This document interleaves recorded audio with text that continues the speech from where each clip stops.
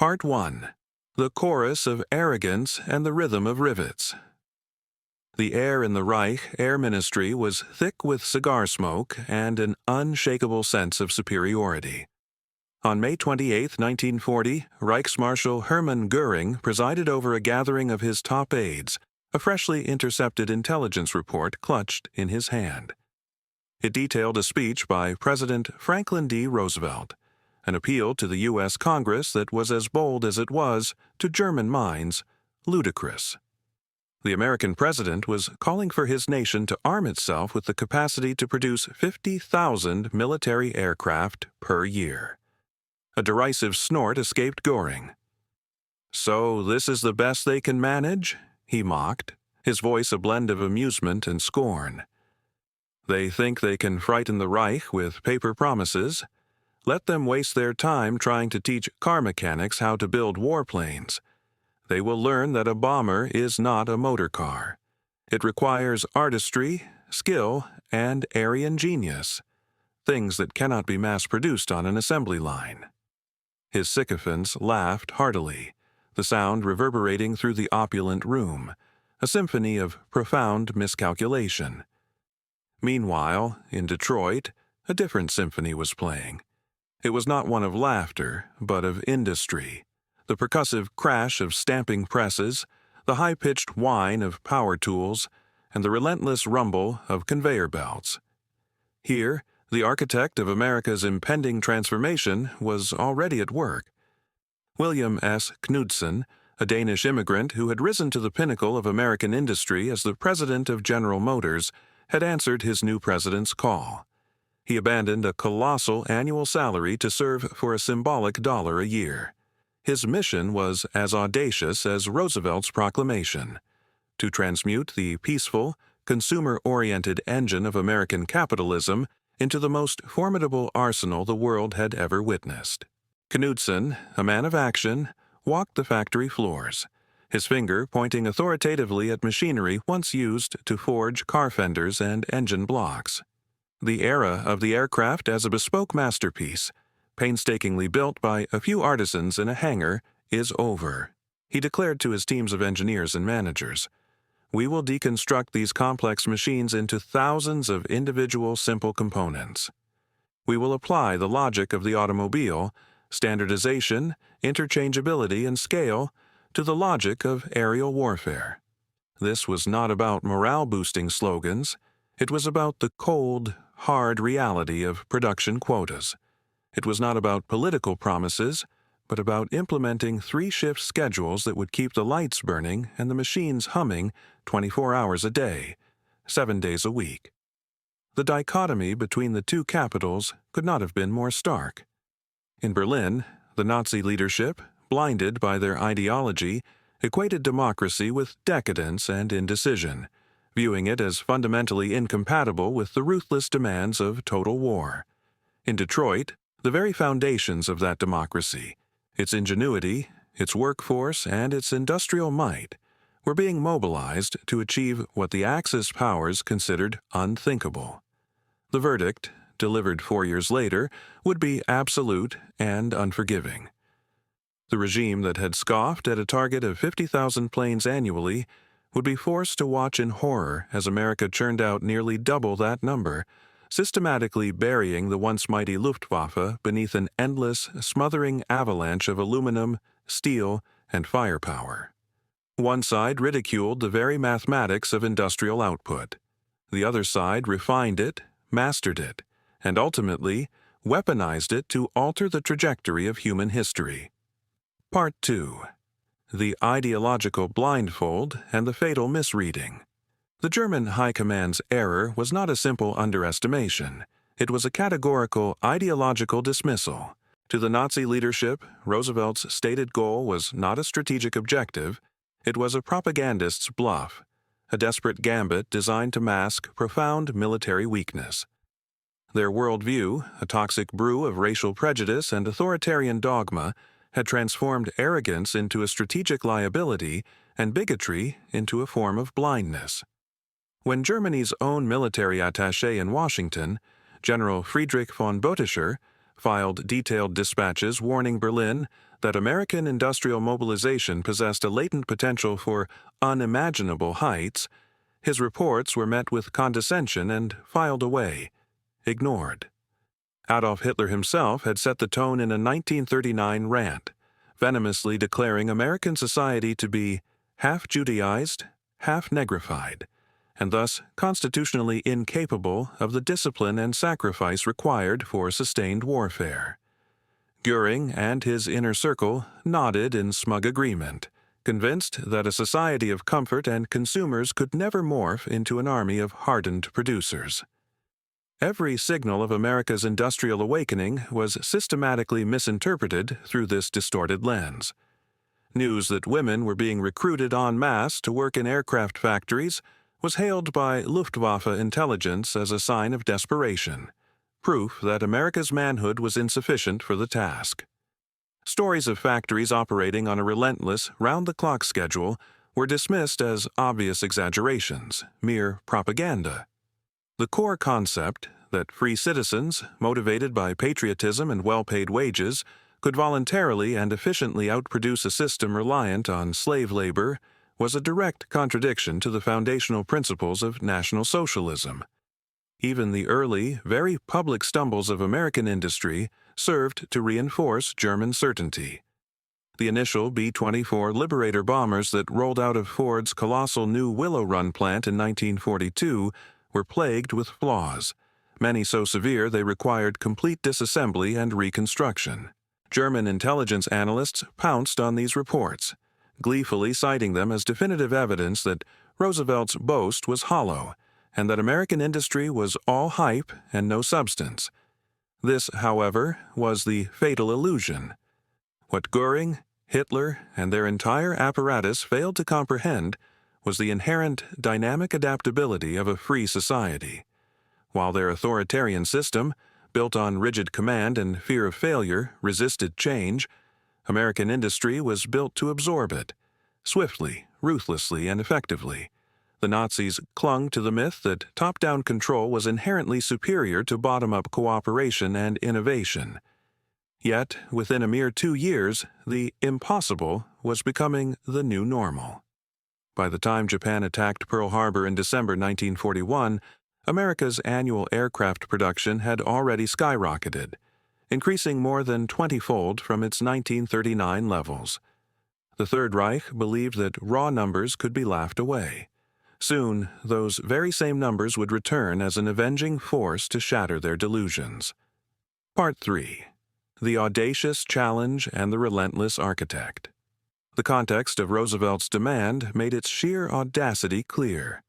On May 16, 1940, with the terrifying blitzkrieg of German panzer divisions tearing through France, the president stood before a joint session of Congress. His words sent a shockwave through the chamber, stunning even his most loyal supporters. "I want this nation to gear itself up," he proclaimed, "to the ability to turn out at least 50,000 airplanes a year." The reality on the ground was starkly different. In 1939, the entire United States had produced a paltry 3,611 military aircraft. The U.S. Army Air Corps could muster only about 1,700 combat planes, the majority of which were already considered obsolete. To vault from this anemic baseline to the astronomical figure Roosevelt demanded meant increasing the nation's output by a factor of 14, a task that bordered on industrial fantasy. This was the moment for William S. Knudsen. The man who had mastered the art of mass production for the American consumer now turned his formidable talents to the art of war. His genius lay not in aeronautical engineering, but in production engineering. He did not design a single wing or fuselage. Instead, he redesigned the entire process of how they were created. He transplanted the proven methodologies of Detroit, mass production, subassembly, precision jig and fixture tooling and continuous flow assembly lines into the nascent field of large-scale aviation. The transformation of the American industrial landscape was immediate and breathtaking. Ford Motor Company broke ground on the Willow Run bomber plant in April 1941. A single, staggering structure under one roof, encompassing 3.5 million square feet, its main assembly line snaking for over a mile. Boeing embarked on a massive expansion of its Seattle facilities, tooling up to churn out B-17 Flying Fortresses in previously unimaginable numbers. Douglas Aircraft launched a historic recruitment drive, bringing tens of thousands of new workers, women, African Americans, and other minorities previously excluded from such roles, into its factories. Companies like North American Aviation and Lockheed began retrofitting their facilities, applying the relentless logic of the automobile plant to the high-speed production of fighters like the P-51 Mustang and P-38 Lightning. The results materialized with stunning speed. By December 1941, American factories were producing aircraft at a rate of approximately 2,000 per month, a 20-fold increase in just 2 years. But this production miracle was anything but seamless. The first B-24 Liberator assembled at Willow Run in September 1942 was a monumental embarrassment. It was so riddled with defects that it had to be completely rebuilt. Quality control was a shambles, with initial defect rates hovering near a catastrophic 50%. Critics and skeptics derided the entire project, renaming it Will It Run? Yet Knudsen and the Ford engineers embodied a different ethos. They refused to be defeated by failure. They methodically broke down the immensely complex B-24 into a list of 48,193 individual parts. They reorganized the factory floor into specialized subassembly stations. They introduced advanced hydraulic riveting machines and prefabricated complex wiring harnesses that could be installed as single units. Even when the aircraft design itself underwent 578 separate engineering changes in 1943 alone, the rhythm of the assembly lines was maintained. Where Berlin saw only chaos and confirmation of American incompetence, Detroit saw a necessary process of iteration and improvement. Every failure was analyzed and became a lesson learned. Every redesign was a step forward. By the close of 1943, Willow Run had transformed its early disaster into a model of disciplined production, setting the stage for output numbers that would defy all previous human experience. This was no longer about political rhetoric. The arsenal of democracy was not just a phrase. It was a palpable, roaring, physical reality coming to life. Part 4. The Avalanche of Numbers, when statistics became a weapon. The Reich that had once laughed at Roosevelt's goal of 50,000 planes per year was now confronted with a reality far more terrifying. By 1944, the United States was not merely meeting that target. It was utterly dwarfing it, and the relentless, unforgiving statistics were turning German contempt into pure terror. Consider the mathematics of destruction. In 1944, Germany's strained industry managed to produce approximately 1,000 fighter aircraft each month. Yet, in combat, the Luftwaffe was losing them at a rate of 1/200 per month. America, operating on a different industrial plane entirely, was producing 2,500 fighters per month, while combat losses averaged only around 400. This was not a simple production gap. It was a widening, insurmountable abyss that no amount of German tactical brilliance or pilot courage could ever hope to cross. The final tally for 1944 was merciless. The United States delivered a staggering 96,270 military aircraft to its forces. This included 16,000 heavy four-engine bombers, 35,000 fighters, and 22,000 multi-engine transport and reconnaissance planes. Astoundingly, in that single year alone, America produced more aircraft than Germany had managed throughout the entire war, from 1939 to 1945, which totaled 94,677. The most potent symbol of this productive onslaught was Ford's Willow Run plant. In its peak month, April of 1944, the factory completed and rolled out 428 B-24 Liberators. This equated to one finished, four-engine heavy bomber emerging from the plant every 63 minutes, nonstop, 24 hours a day, 7 days a week. A single American factory, in key periods, was now outproducing the entire combined output of the German aviation industry.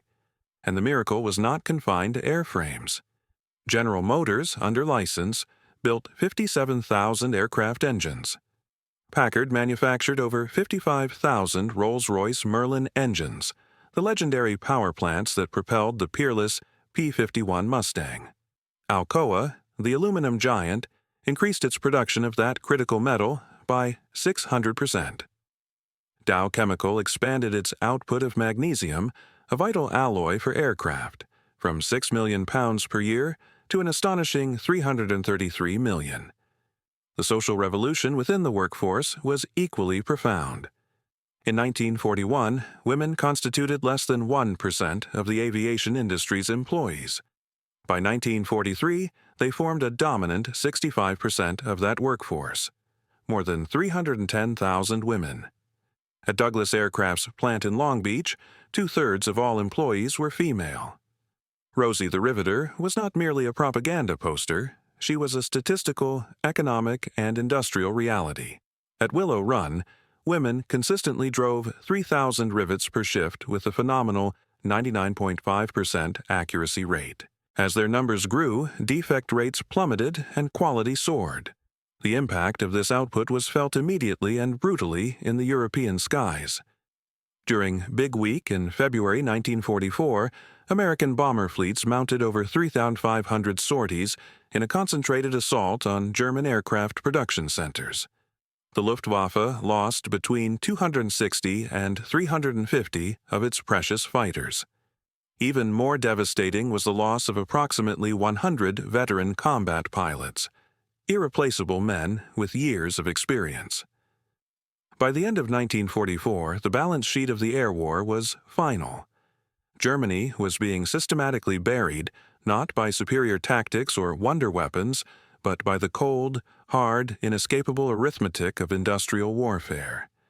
The mathematics of production were crushing the Luftwaffe beneath an endless, suffocating avalanche of aluminum. Numbers do not lie, and in a war of total attrition, numbers are what ultimately shatter illusions and decide fates. Part 5. The Crucible of Combat. From North Africa to the Reich's heartland. The first true battlefield test of America's burgeoning production power occurred in the skies over North Africa in late 1942. During the brutal Tunisia campaign, German ace Johannes Steinhoff observed the arriving American air formations with a growing sense of dread. He confided in his diary, "The American pilots are no longer the amateurs we first encountered. But most disturbing of all, there are more of them, many more, with every passing day." By January 1943, this growing wave of air power struck directly at the German homeland. A force of 64 B-17 Flying Fortresses braved formidable defenses to attack the port of Wilhelmshaven. While a small raid by later standards, it was a psychological and strategic landmark, the beginning of an unrelenting aerial campaign that would not cease until the Reich was reduced to rubble. The cost of this campaign was horrific, a fact the Germans initially mistook for victory. In October 1943, the U.S. 8th Air Force launched its infamous raid on the ball-bearing plants at Schweinfurt. The mission became known as Black Thursday. 60 B-17s were blasted from the sky, and hundreds of American airmen were lost in a single bloody day. To the Luftwaffe command, it seemed like a triumphant validation of their defensive prowess and the vulnerability of the American bombers. But their celebration was premature. Within a mere 2 weeks, the gaps in the American bomber squadrons had been filled. The production lines back home replaced the lost aircraft almost as quickly as they were shot down. It was at this point that German frontline pilots began to comprehend the true nature of the nightmare they faced. One Luftwaffe pilot, recalling a mission over Brunswick in January 1944, described looking up to see the American bomber stream stretching from one horizon to the other, a solid river of aircraft numbering 700 B-17s and B-24s, protected by swarming clouds of escorting fighters. "We were 8, he remembered with despair, against hundreds. It was hopeless. The difference was not merely quantitative, it was systemic. American bombers were flying fortresses indeed, bristling with 13 heavy machine guns and powered turrets, equipped with advanced Norden bomb sights, and featuring robust and reliable radio systems. German fighters, by contrast, were increasingly hampered by critical shortages, often taking off with incomplete ammunition loads and, in many desperate cases, without even functioning radios. The Luftwaffe could, and did, continue to inflict painful losses. But this was a new kind of warfare. Every time a German pilot heroically knocked a B-17 out of formation, the industrial behemoth of Detroit simply built 2 more. Each air battle that appeared to be a costly defeat for the Americans only served to accelerate the strategic devastation of Germany. For the first time, the German High Command began to grasp a terrifying new reality. This was no longer a contest of military tactics or pilot skill. It had become a war of industrial attrition, fought according to the relentless, pitiless logic of the assembly line. And in that kind of war, the Third Reich possessed no path to victory. Part 6. The Breaking Point. Big Week and the Scattered Industry.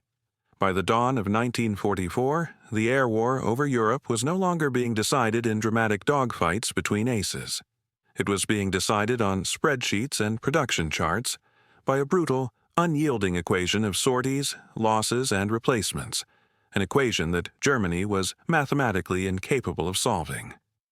The breaking point arrived in February 1944 during the coordinated Allied offensive dubbed Big Week. For 6 relentless days, the 8th and 15th Air Forces launched a staggering 3,500 bomber sorties against the very heart of the German aircraft industry. The Luftwaffe had no choice but to throw every available fighter into the defense. The result was catastrophic for the defenders. By the week's end, the Luftwaffe had lost between 260 and 350 fighters. But the planes were only part of the loss. Approximately 100 of their most experienced veteran pilots were killed or captured. These were men who could not be replaced on any assembly line. Germany's overtaxed pilot training schools were by then producing new flyers with barely 30 hours of total flight training, who were then hurled into the maelstrom against American pilots who had logged hundreds of hours in advanced trainers and often had months of combat experience. The qualitative and quantitative imbalance was becoming a chasm. Berlin's desperate response was to physically shatter its own production system. Goering ordered the immediate dispersal of aircraft manufacturing into 729 separate underground sites, hidden in tunnels, caves, and converted mines. The most infamous of these was the Mittelwerk complex in the Harz Mountains, where 60,000 concentration camp prisoners were worked to death as slave laborers. An estimated 20,000 perished from starvation, disease, and outright execution. Far from providing salvation, this massive dispersal program created a new set of crippling disasters. Subassemblies now had to be transported over long, vulnerable distances by truck and rail, creating immense logistical bottlenecks. Parts manufactured in different isolated locations often failed to fit together properly upon final assembly. Sabotage by the slave laborers, who risked their lives to deliberately introduce flaws into the components they were forced to build, became rampant. The Mittelwerk plant became as famous for its high rate of defective parts as for the V-2 rockets and aircraft engines it produced. Meanwhile, a single, unremarkable Ford engine plant in Chicago was quietly manufacturing more reliable engines each month than the entire, sprawling Mittelwerk complex. As Germany fragmented its production in a desperate attempt to survive, America intensified its strategic bombing campaign with scientific, systematic precision. In the 5 months leading up to D-Day, from January to May 1944, American bombers deluged German factories, railway marshalling yards, and synthetic oil refineries with 145,000 tons of high explosives. The strategy was methodical and comprehensive. Destroy not just the final assembly plants, but every single link in the industrial supply chain. Albert Speer, Hitler's Minister of Armaments, later admitted that this onslaught caused German tank production to fall by 35%, aircraft by 31%, and truck production by 42%. The contrast in the two nations' ability to adapt was stark. In Germany, even a minor design modification required navigating a labyrinth of bureaucratic approval, a process that could take many months. In the United States, the feedback loop between the combat front and the factory floor was measured in weeks.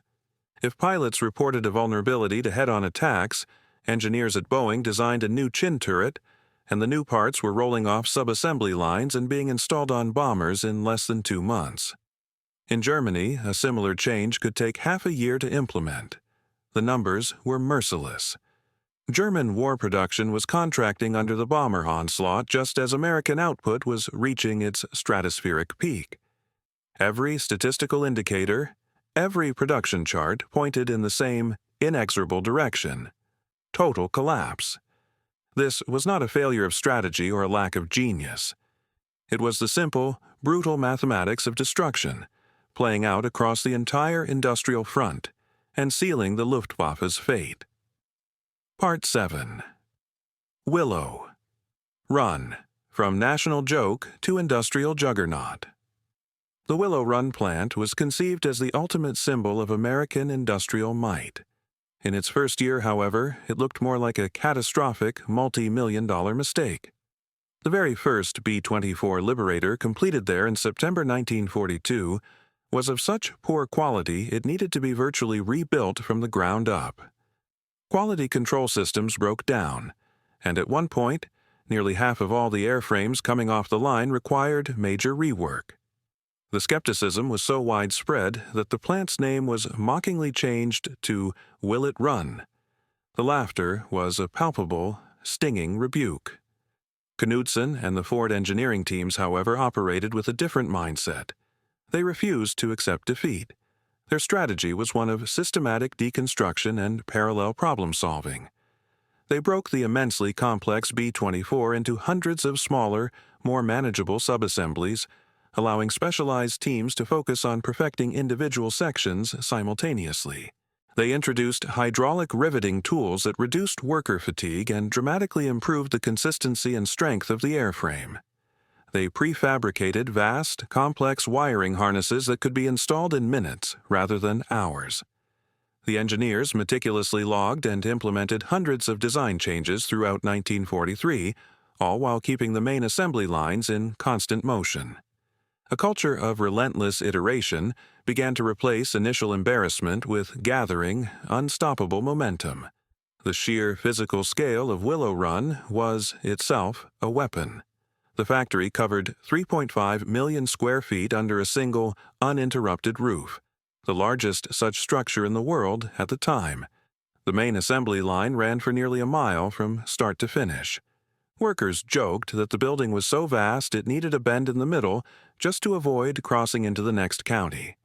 It was less a factory and more a cathedral of mass production, a monument dedicated to the gods of relentless, repetitive, and precisely measurable motion. The composition of the workforce underwent a revolution just as profound as the production methods. By 1943, women constituted roughly 2/3 of the workers on the line. Many of these Rosies had never held a rivet gun or read a blueprint before the war. They learned with breathtaking speed. Rose Will Monroe, who worked at Willow Run, became the real-life model for the famous Rosie the Riveter campaign. She and women like her routinely drove 3,000 rivets per shift with near-perfect accuracy, and factory inspectors recorded a sharp and sustained drop in defect rates wherever they worked. This new workforce even drove innovation in tooling. Ford engineers, observing the women at work, redesigned heavy fixtures and pneumatic tools to be lighter and to fit smaller hands. This ergonomic improvement, born of necessity, unintentionally boosted throughput for all workers. Lighter tools reduced fatigue, better balanced tools minimized mistakes, and workstations were rearranged for efficiency. The lesson was simple yet profound. Worker comfort directly translated into increased speed. Speed enabled greater repetition. Repetition, when mastered, led to higher quality. And quality, at an immense scale, was what produced overwhelming output. The numbers soon began their meteoric climb. In September 1943, Willow Run produced 148 bombers. By December, that figure had risen to 365. A new, hardened discipline took hold on the assembly line. Suppliers synchronized their deliveries with clockwork precision, and rework rates fell precipitously.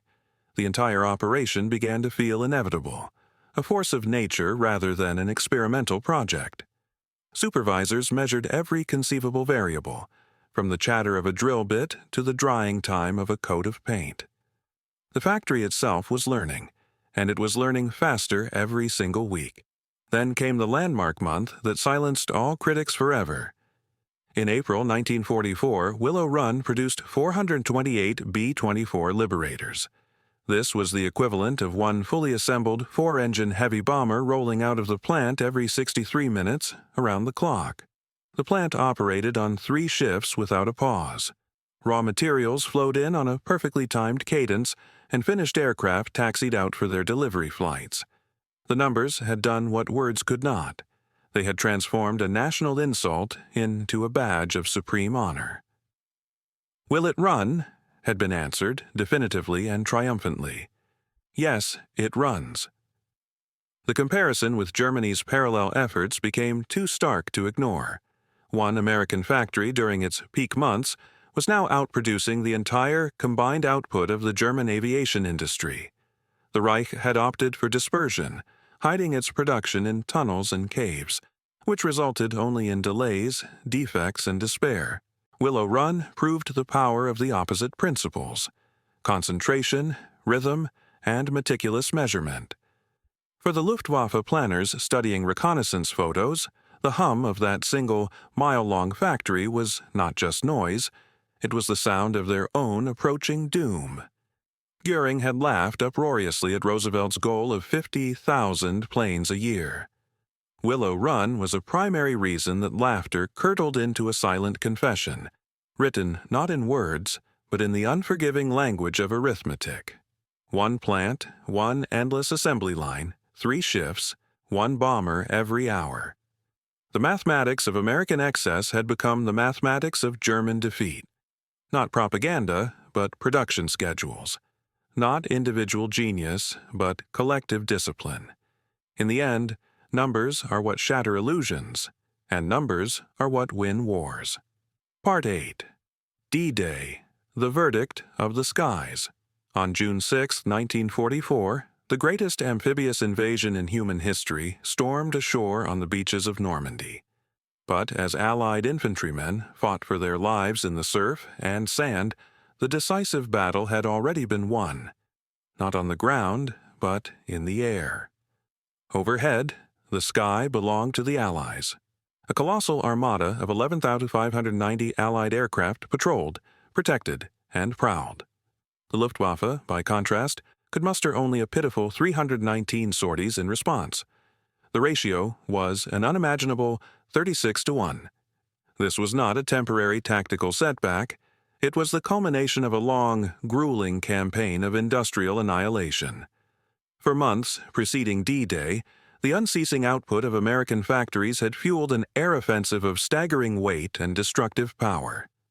In just the 5 months from January to May 1944, Allied bombers had rained 145,000 tons of explosives on German infrastructure. This tonnage was greater than the entire amount of bombs the Luftwaffe had dropped on Britain during the whole of the war, including the Blitz. Railway junctions, bridges, fuel depots, and aircraft plants were systematically pounded into twisted rubble and dust. The role of air transport was equally decisive. On the morning of the invasion, 3 entire airborne divisions, over 13,000 paratroopers, were flown across the English Channel and dropped behind German lines, supported by an immense fleet of gliders carrying jeeps, light artillery, and supplies. The number of transport aircraft utilized in that single day exceeded the entire operational transport fleet Germany had fielded at any point during the conflict. The presence of American fighters made this dominance terrifyingly visible to the German soldier on the ground. P-51 Mustangs, with their distinctive Merlin engine roar, ranged overhead with an operational radius that could reach Berlin, a speed that could match any German fighter, and numbers so vast that operational losses became statistically irrelevant. German pilots had given them a grim nickname, Indianer, Indians, for their seeming ability to appear anywhere in overwhelming numbers without warning. The psychological impact was devastating. One Luftwaffe pilot confessed that the distinctive sound of the P-51's Merlin engine was the sound of impending death. The Luftwaffe did attempt to resist. A handful of squadrons managed to scramble from bases deep inside France, but chronic fuel shortages and constant harassment by Allied fighter bombers kept them grounded far more often than they were airborne. On D-Day itself, the few German aircraft that penetrated the wall of Allied air power to attack the beaches had a negligible impact. Most Allied soldiers would never see a single enemy plane in the sky that day. For the men fighting below, the absolute Allied control of the air was a given, a fact as certain as the tide. The scale of the American achievement was without parallel. By 1944, Boeing's Plant No. 2 in Seattle was producing 16 B-17 Flying Fortresses every single day. Douglas aircraft had exploded from a modest pre-war company to a behemoth employing over 160,000 people across multiple massive facilities. North American aviation was turning out 500 P-51 Mustangs each month. Lockheed's production lines delivered a P-38 Lightning fighter every 90 minutes. And behind these final assembly plants stood the immense, invisible network of suppliers: General Motors, Packard, Alcoa, Dow Chemical. Each company delivered its component, its material, its subsystem with a relentless, metronomic cadence, feeding the voracious war machine with the precision of a Swiss watch. When D-Day arrived, this vast, coordinated machine translated into an air supremacy so total and so complete that the German High Command was finally forced to admit a fundamental truth. They were no longer merely fighting Allied soldiers, sailors, and airmen. They were fighting American factories themselves. The leaders of the Reich had clung to the belief that qualitative superiority, better training, or secret Wunderwaffen could somehow offset America's quantitative advantage.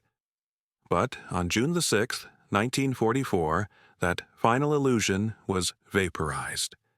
11,000 Allied aircraft against 300 German. A sky filled with the shapes of Mustangs, Thunderbolts, and Fortresses, while German runways lay pockmarked with craters and eerily empty. It was not grand strategy, nor was it luck that granted the Allies their unchallenged supremacy that day. It was arithmetic. The mathematics of mass production had finally taken direct command of the battlefield, and over the bloody beaches of Normandy, the sky itself delivered the final, unambiguous verdict. Part 9. The Final Reckoning. Silence in the halls of Nuremberg.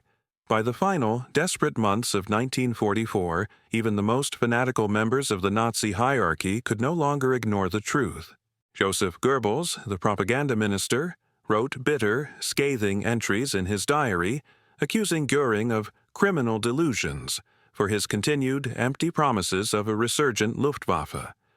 Adolf Hitler himself, in a moment of bleak clarity, confessed to his generals that his gravest error had been to dismiss the detailed reports about the scale and potential of American industrial power. The Reich was not being defeated by braver soldiers. It was being physically buried by more efficient, more productive factories. The statistics themselves served as nails in the regime's coffin. In 1944, the United States was producing more aircraft in a single month than Germany was able to manufacture in an entire year. When prosecutors at the Nuremberg trials later displayed stark, simple graphs comparing the industrial output of the two nations, Hermann Goering, the once boastful Reichsmarschall, could only stare at them in stunned, defeated silence. The numbers, so clean and objective, were utterly merciless. The story of aircraft engines told the same tale of overwhelming disparity. By the time the war ended, American industry had built more than 812,000 aircraft engines. Germany, despite its early start and technical prowess, had managed to produce only 241,000. One American factory, Willow Run, had rolled out more multi-engine bombers in a single year than Germany had built throughout the entire duration of the conflict. Goering himself would later admit, in a moment of captured introspection, "That damned Ford factory at Willow Run broke our back." The symbolism was profound and inescapable. At Willow Run, mile-long assembly lines manned by free, voluntary, and motivated workers operated day and night, spitting out a finished Liberator bomber every 63 minutes. In Germany, the system had devolved into relying on slave laborers, starved and brutalized, struggling to assemble parts in dank, dark tunnels, an environment that produced more defective components than usable weapons. One nation had harnessed the power of cooperation and incentive. The other had relied on coercion and terror. The results, measured in the starkest terms of production numbers, spoke for themselves. This was the ultimate verdict of total war. It was not decided by more brilliant battlefield tactics or by revolutionary secret weapons. It was decided by arithmetic.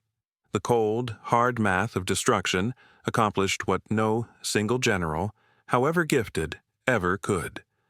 For every German tank, plane, or truck destroyed, American industry could replace it within days. For every factory complex bombed into ruin within the Reich, 2 or 3 new, more modern plants would open their doors back in the United States. In the end, it was this relentless, exponential growth in numbers that finally obliterated the Nazis' ideological illusions. Goering had laughed uproariously in 1940 at Roosevelt's plan for 50,000 planes. In 1944, the United States did not just meet that target, it doubled it, delivering 96,000 aircraft in a single, monumental year. The laughter had long since died, replaced in the halls of power in Berlin by the grim study of production charts, the ominous plotting of graphs showing their own decline, and the ever-present droning sound of American bombers passing overhead. Not superior courage, not individual genius, not the myth of a master race. The Third Reich was ultimately defeated by a mile of moving assembly line, by a sea of perfectly driven rivets, and by a civilian workforce that exchanged wrenches for rifles. The judgment of history was simple, direct, and irrevocable. America's factories and the democratic system that powered them had decisively defeated Germany's dangerous fantasies. Part 10. The Enduring Warning and the Lesson for the Ages. The story of Goering's laughter slowly turning into impotent silence is more than a historical anecdote.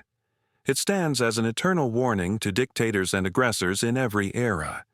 Democracies may often appear slow to mobilize, fractious in debate, and woefully unprepared during times of peace. Their very openness can be mistaken for weakness, their debates for disarray. But when a democracy is provoked, when its back is against the wall and its fundamental values are threatened, it can summon a reserves of strength, innovation, and productive power that authoritarian regimes, for all their bluster and central control, cannot begin to fathom. The United States in 1940 was a nation producing a mere 3,000 military aircraft. By the time the war ended in 1945, it had manufactured nearly 300,000. This was not a minor increase, it was a 100-fold multiplication of power. And with every rivet driven by a Rosie, with every engine tested by a former auto mechanic, with every production line that never, ever stopped, the final outcome became an historical inevitability. If you have followed this story to its conclusion, you now understand a fundamental truth of modern conflict. The mathematics of production are every bit as decisive as the mathematics of battle. The arsenal of democracy was not just a catchy slogan.